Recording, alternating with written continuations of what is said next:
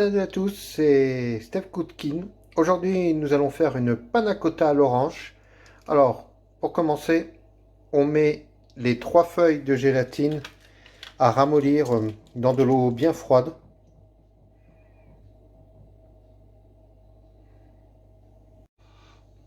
Après, on met le lait à chauffer avec la crème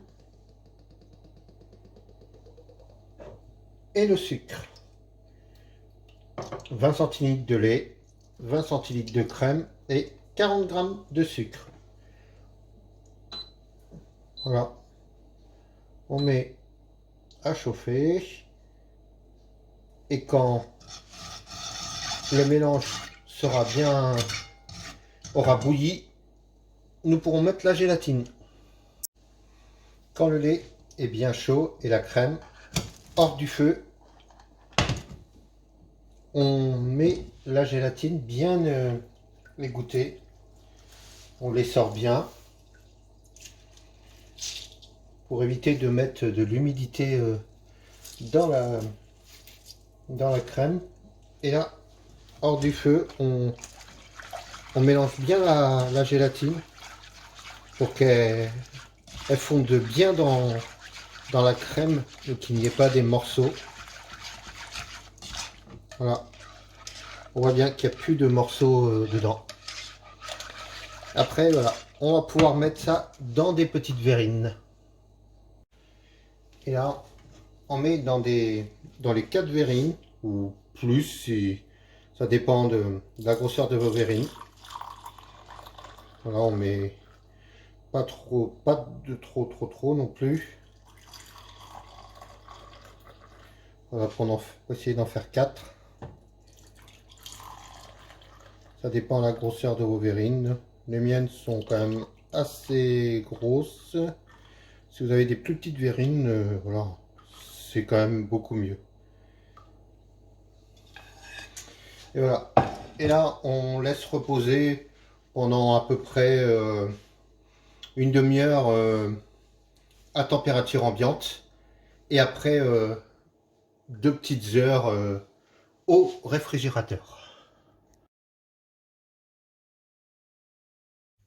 Comme pour la panna cotta, on met la feuille de gélatine à fondre dans de l'eau froide, à ramollir, et on met à chauffer le jus d'orange pressé ou en bouteille, c'est beaucoup mieux pressé, avec les 15 grammes de sucre pour donner un petit goût à ce jus.